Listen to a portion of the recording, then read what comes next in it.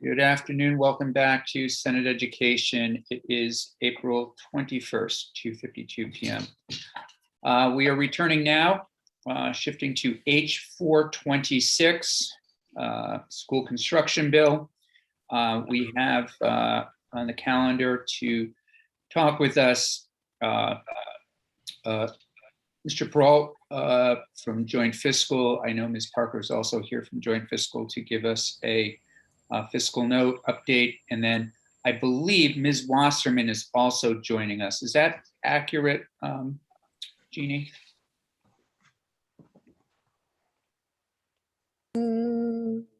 She's on the calendar. If you would loop to her and just yeah. check. She and I have been in touch. Yep. So she's coming. Yep. Great. Okay. Thank you. And then we have the chair of Superintendents Association, Mr. Francis, with us as well. So with that, Mr. Peralt, do you mind if we go out of order? Not at all. Are you sure? Because I think let's hear from Mr. Francis first. Senators, committee members, I was under the impression yesterday, looking back at emails and texts, that we had indeed a compromise of sorts had been presented to us, that Superintendents Association and the Agency of Education had worked together, which I guess they have, but yesterday did not represent a compromise. It represented I think largely the interest of the Agency of Education. And so I did receive an email, I believe we all did yesterday, from Jeff Francis outlining some concerns moving forward. So what I wrote to Mr. Francis is, we do know that the budget is being voted on. They are finalizing the budget.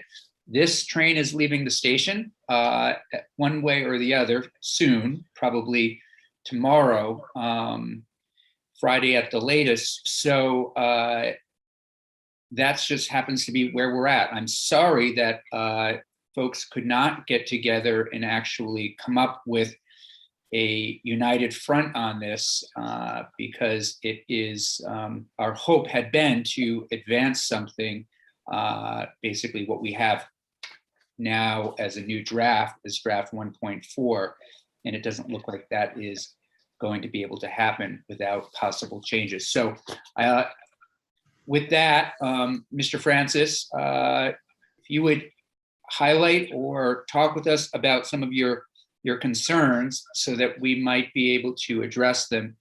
And if the committee doesn't, it's possible that maybe in a committee of conference or when it goes back to the House, they might take up some of this work. So with that, the floor is yours. Thank you, Senator Campion. Jeff Francis from the Superintendents Association. Senator Campion, that was a very fair characterization of what transpired when Secretary French first started to talk about the narrowing of the focus of the bill. He put it in terms that left me believing that we would be able to work with him. But in subsequent meetings, including one as recently as Monday that had 3 of us involved with Secretary French, we learned that he was, for all intents and purposes, unwavering with regard to quite a narrow focus of the bill. So I was sorry about that. We had a meeting among the folks that signed that memorandum that you all received yesterday and decided that we needed to be very, very clear about what we thought the deficiencies are in the bill that he's advocating. I did provide you with a short written testimony, and I'm going to be even more succinct than that. I'll just hit high points. So since 2018, there's been a group that involves facility managers, superintendents, some of the architects that support school construction projects, other administrator partners that have focused on trying to, in a comprehensive way, return to the important matter of the care and stewardship of school buildings in Vermont. And we had started work that was thwarted by the pandemic last year on the House side. And we're pleased when the House came back in this session that they made what became H426 priority legislation. And we were and are very supportive of 426 as it passed the House, because we think that while it's a short bill, the provisions really create a stewardship program that has us leaning into the future in a very useful and constructive way with regard to school facilities in general. And you know from your own review of the bill, but a quick recap is the bill would update the school construction standards and capital outlay formula, which is necessary. It would commission a school facilities conditions assessment that would give us a lot of information about the condition of school buildings in Vermont in order to plan future remediation, future investment, and policy decisions. It addressed the issue of no source of funding for an ongoing school construction program by turning right head on into that issue. It had the elements of a stewardship program to improve the oversight and operations of school facilities on a statewide basis. One of the challenges that we face in Vermont are many, many years of deferred maintenance. So there were provisions in that bill that would tackle that issue.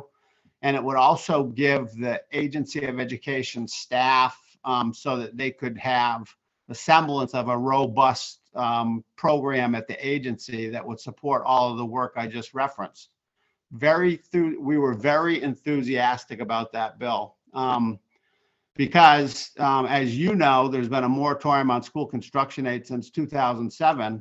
And some of the expensive challenges that we face today, not only in terms of learning space, environmental concerns, and aging infrastructure, it seemed as though the state was going to tackle that in a very comprehensive way. And I have nothing but high praise for the legislators on the House side that worked on it, legislative staff, and the folks from the education community that worked on it too. There's a lot of effort that went into it. We think that Secretary French's proposal to narrow the focus of H426 exclusively to COVID response is timely and expedient, but based on our history of this issue over the last 2 decades, we think that if we take our eye off the ball in order to pursue the COVID response exclusively, that we risk the favorable elements that are in 426.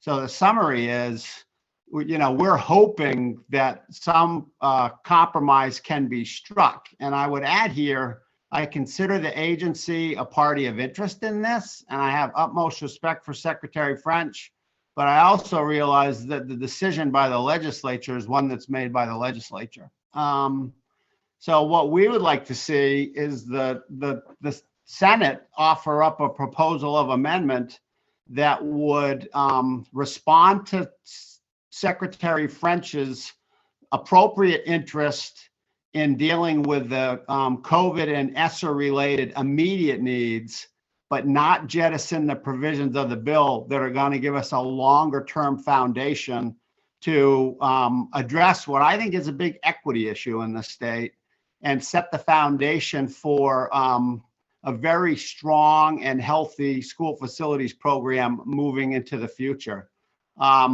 I was disappointed that Secretary French, while I think he's respectful of our views, he didn't respond to our views, and that left us in a position where we're here talking to you this afternoon. It's as simple as that. Senator Chittenden. So I just want to make clear I understand this, Jeff, Mr. Francis. Would you just be as happy as if we approved in concurrence with the House the bill, or you liked the House bill that had everything that you were looking for, and you are proposing that we amend it to incorporate some of Secretary French's language, but you are officially supportive of the original bill that came to us from the House. Is that correct? Yeah. Yes, I mean, the way, thanks, Senator Chittenden. You know, I don't think that I'm a candidate for Witness of the Year in any committee. Oh, But I, Jeff Francis, I strike those words, please, from the record. I do understand how relationships work, and I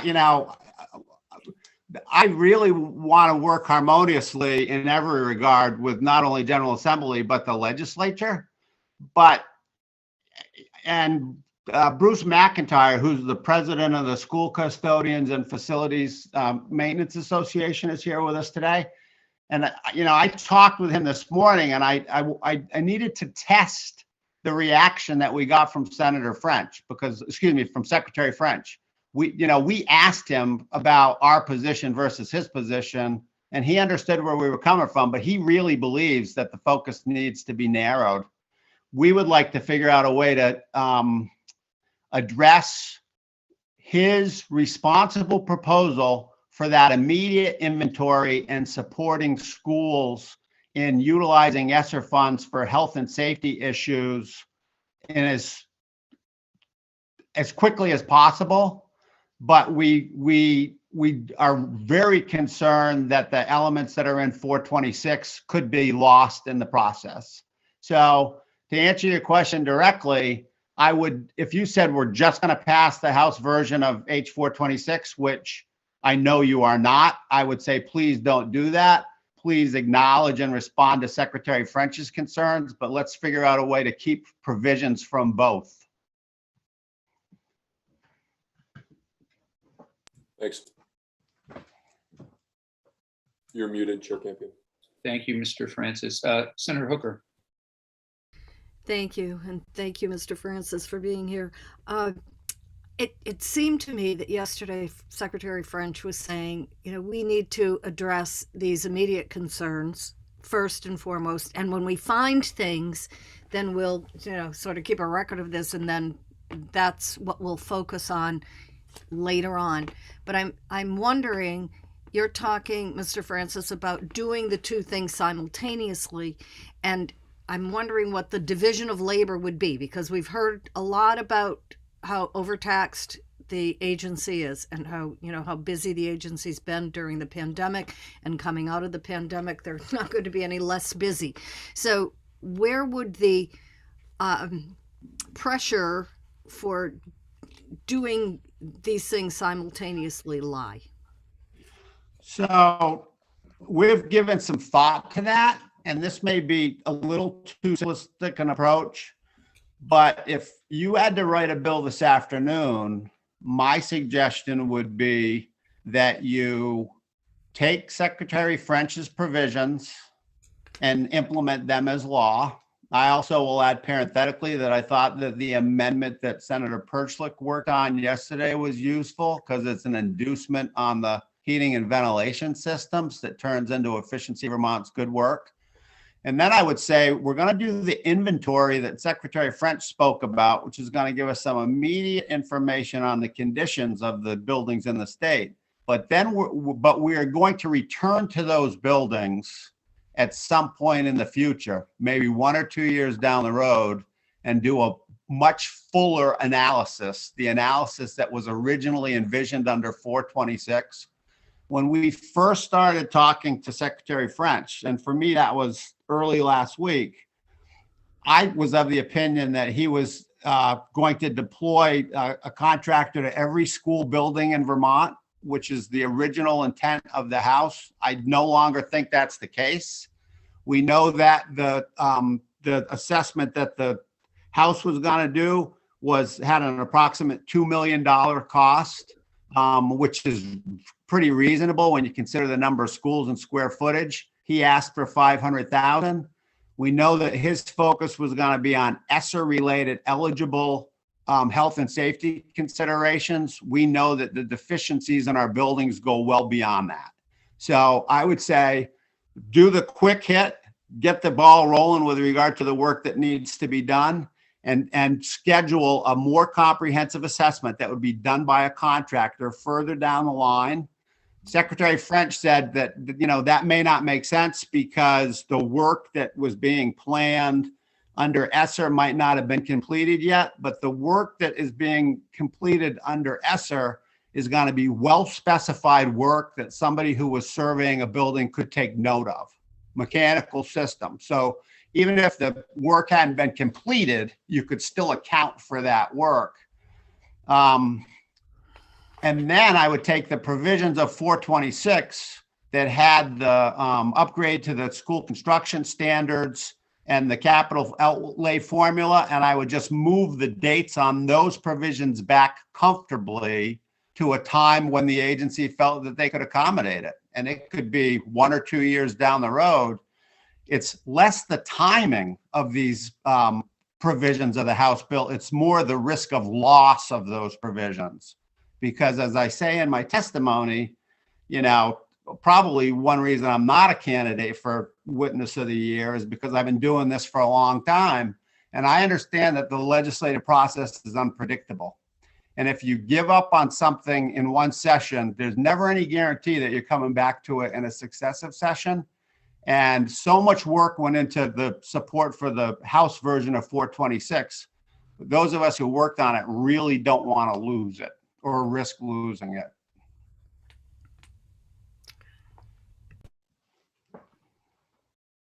Committee, questions or comments? Senator Lyons. Yeah, so I think everything you're saying makes a whole lot of sense, and I appreciate your comments. So then the question is, what specific legislative recommendation, how would you go about integrating the two very different ideas about 246? And I use, one is to do the full everything all at once, and the other one is to start short term and then move forward, and which is what I think you're saying. So do you have specific maybe language recommendations or sections of one or the other of the bills that we've been looking at that would help pull this all together? We took, and Dave Epstein, who we've been working with on this, he took 426 as it passed the House and then made recommendations for date changes. That the date changes would be subject, I think, to input from the participants, including the agency.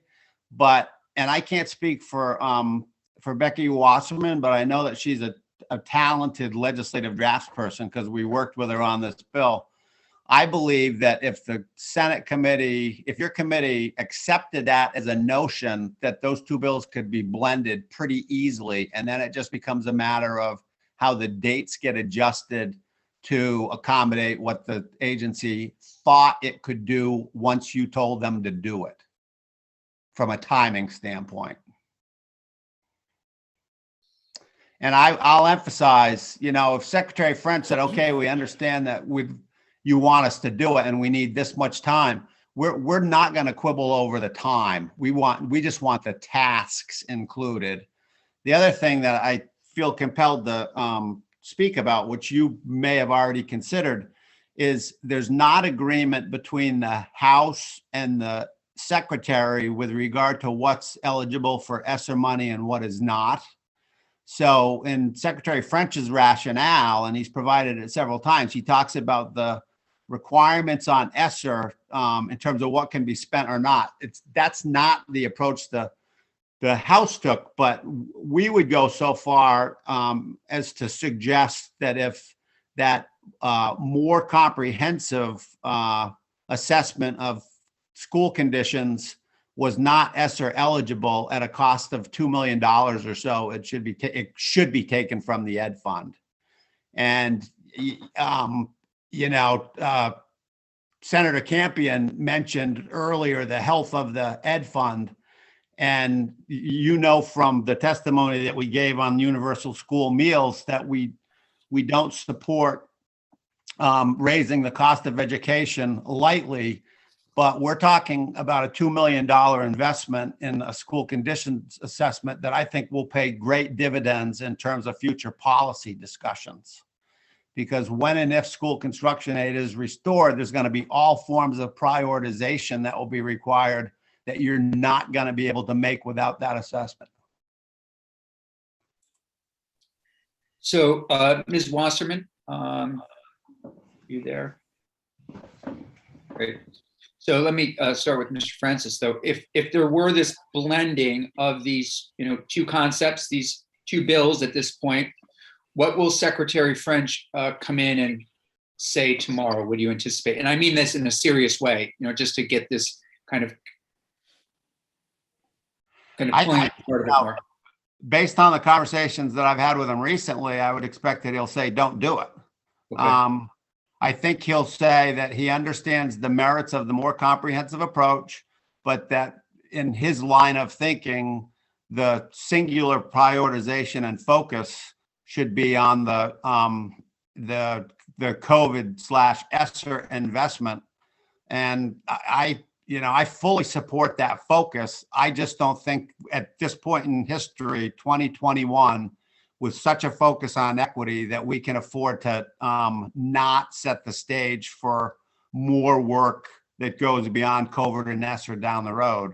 And, I don't enjoy having to sit here and make this point because I do believe in harmonious relationships, but we feel very, very strongly that the policy decision by the General Assembly should be, we will take care of ESSER and COVID and respond in the manner that Secretary French suggests.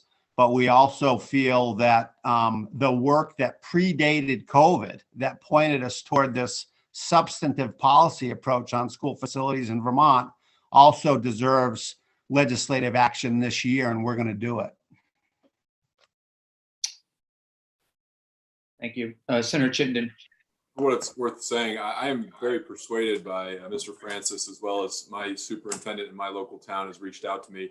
I know before this pandemic, and I can also cite in my county, BHS, with the problems they're having, and now having a high school in Macy's, we need to do this inventory. And I think it ties into the weighting study when it starts coming to equity. So I am persuaded that we need to look at the original language from H426 to continue with this comprehensive assessment for when we restart the school bonding formulas. For whatever that's worth saying, I'd love to find a way to do exactly what you've been describing so far by walking through this bill and integrating some of what the secretary has highlighted, but not dropping the what they're calling for from the superintendents. Others.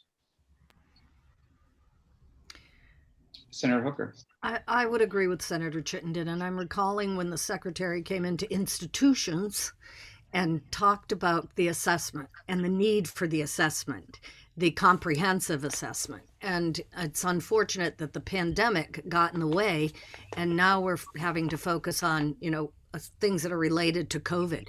But I can see, and frankly, I don't see a whole lot of difference, because it seemed to me that the secretary was saying that, yes, we're going to do the ESSER related, the COVID related assessment or inventory, but then we're going to go on. And I think what you're saying, Mr. Francis, is that you'd like to see a more concrete commitment to that particular issue, or to that particular assessment of the entire system. So I would certainly be willing to see the combination.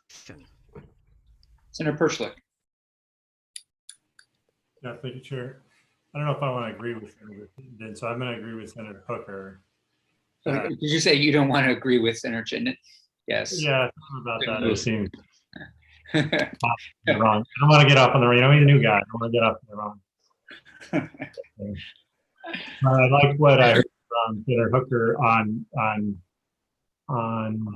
figuring out a way to keep that in the bill, because I agree with what Mr. Francis is saying, is that people will say we'll come back to it next year, but it just it's hard to get the momentum back that it has now. So hopefully there's a way to do the inventory, but keep the assessment on the agenda, whether it be the same contractor, because they could do a quick inventory But then when the time still have the authority, the money in there to go back and do the full assessment.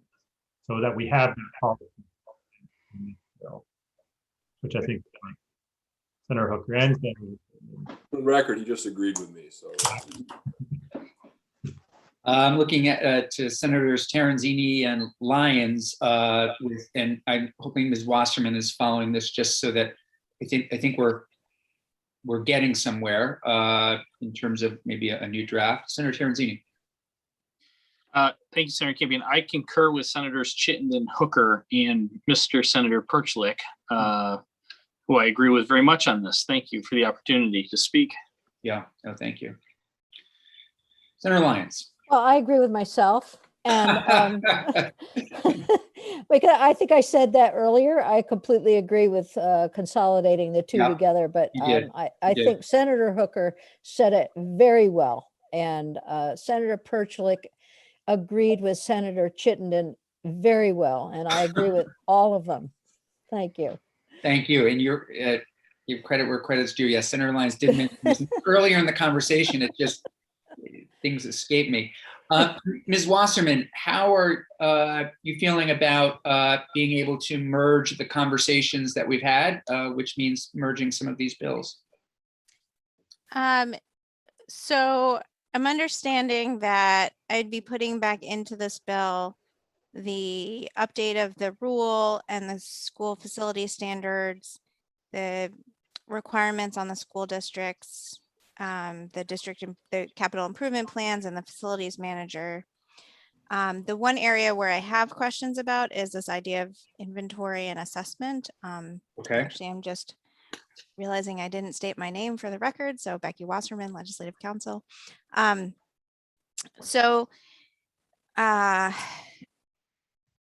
understood based on testimony that the product would be different, but the language is not actually all that different in terms of a lot of the information that's going to be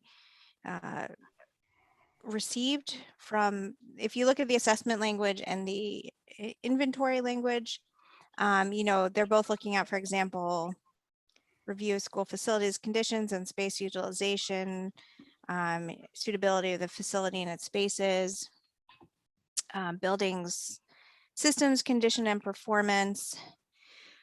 And so I guess the idea of merging them, I'm wondering how, or sort of doing one and then the other a couple years later, I'm wondering how sort of duplicative that is and the sort of the efficiency of doing it that way rather than just doing it all at once. Like if there's a way to do the full assessment and get the information that's needed from the inventory for the right now purposes. And maybe it's a timing issue of not being able to reach all the schools in time, but I also think there's a funding issue. So it was 500,000 for the inventory and 2.5 million for the assessment. So does that mean you'd spend 500,000 now and then in a couple of years need to spend 2.5 million to get a lot of the same information? And if that's the case, where is that source of funds? Would it be, I don't know if the federal funds, if this is being contemplated in the timeline that the ESSER funds could still be used, and if not, would the General Assembly have money at that time to do that? Mr. Pearl. I would just add that I think that the inventory could lead really nicely into the facilities assessment, and it's probably a necessary first step, even if you were going to go directly to the facilities conditions assessment. So I don't think there's a conflict between the two pieces. To do a full facilities assessment, though, I think was going to cost at least $2.5 million. So, regardless of what was described for what the inventory was going to accomplish, there's no way that it would be able to take the in-depth look at our facilities that you can do with a full facilities conditions assessment. Would you say a word about funding? At the 2.5, I suspect was going to be,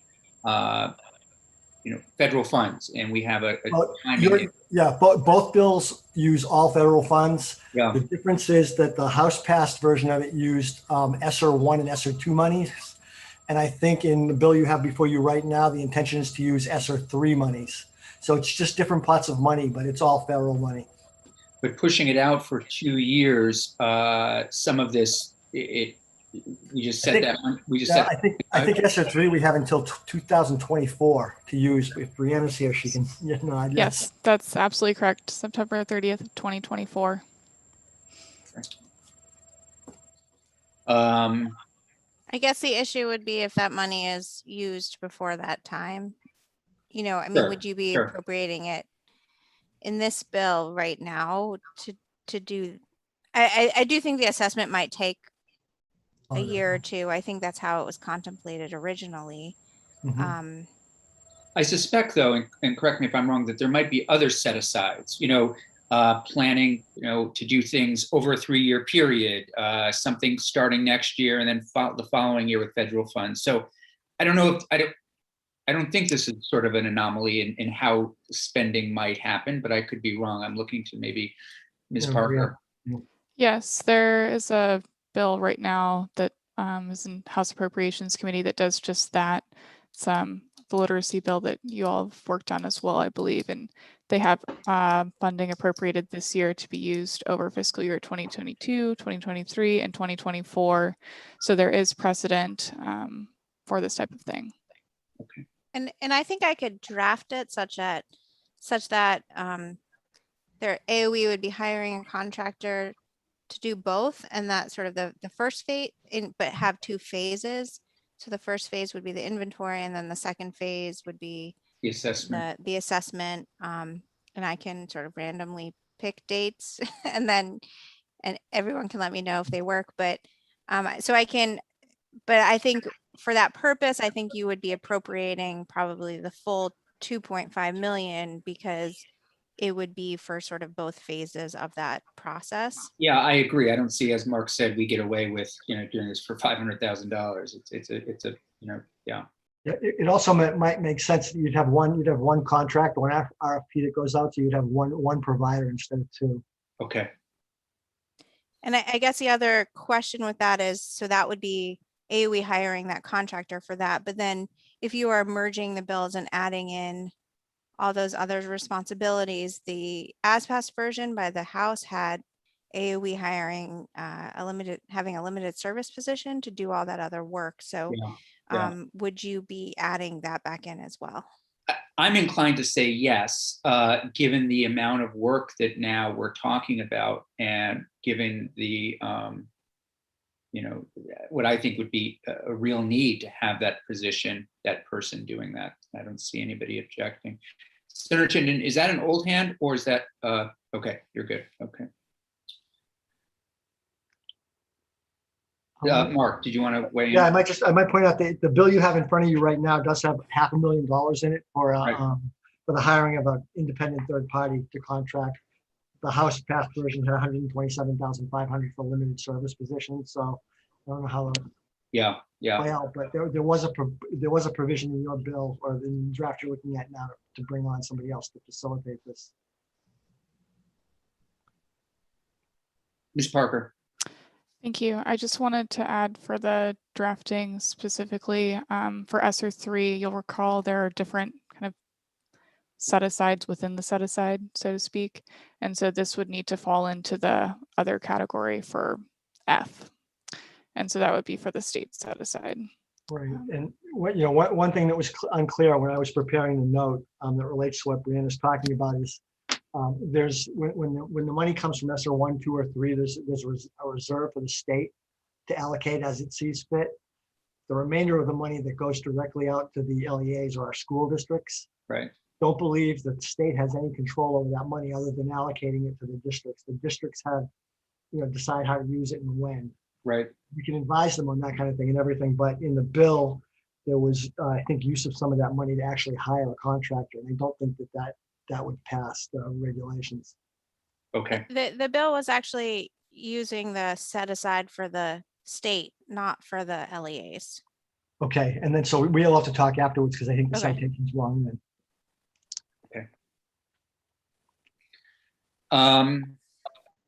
Does this seem like a good moment to ask if Ms. Wasserman, if you have enough information to put together a new draft that we could look at tomorrow.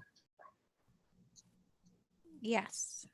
Okay, in working with Mr. Peralt and knowing that, we'll also keep appropriations in the loop. Appropriations, senators, in case you haven't, they're voting on Monday, but we'll keep them abreast of our work on this. And as it changes, so they're aware. Committee, does that feel like a good pause spot where now we have additional information? We've heard from everyone, or we've heard everybody's weighed in, and now we'll come back tomorrow with a new draft. Mr. Francis? Thank you.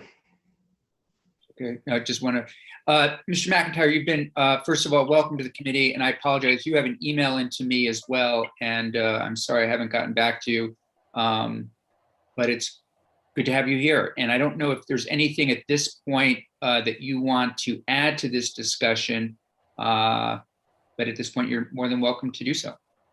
Well, thank you. Thanks for your invitation. We're having a little hard time hearing you. Oh, sorry.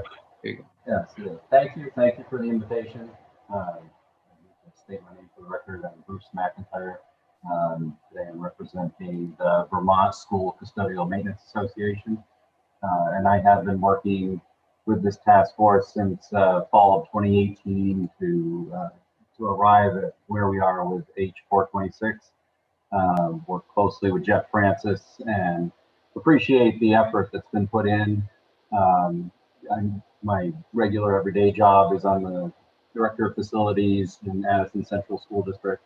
And I get to speak with a lot of my colleagues about conditions of buildings and difficulty of making updates and repairs. And so this is, I feel, a very important issue. And if it gets lost in the shuffle, I'm afraid things will come forward as emergencies rather than being able to plan and deal with issues proactively. And so that's one of my real goals here, is to try and help to develop a proactive approach to facilities within our state for school facilities, that maybe we can avoid a shutdown like Burlington had suffered, and having to relocate an entire their high school is just unimaginable for me. But anyway, again, thank you for this opportunity. I really do appreciate it, and thank you for the effort you put in. Yeah, no, thank you, Mr. McIntyre. Really appreciate you taking the time to be with us today. And if we run into, as we continue, to work on this, if we have any additional questions, we'll certainly reach out to you. So thank you, and thank you for your work. Thanks. Okay, so committee, tomorrow we will look at this new draft, and appreciate everybody weighing in. Let's now we're moving on to H106. Let's just take 5 minutes, come back at 3:35, and we'll wrap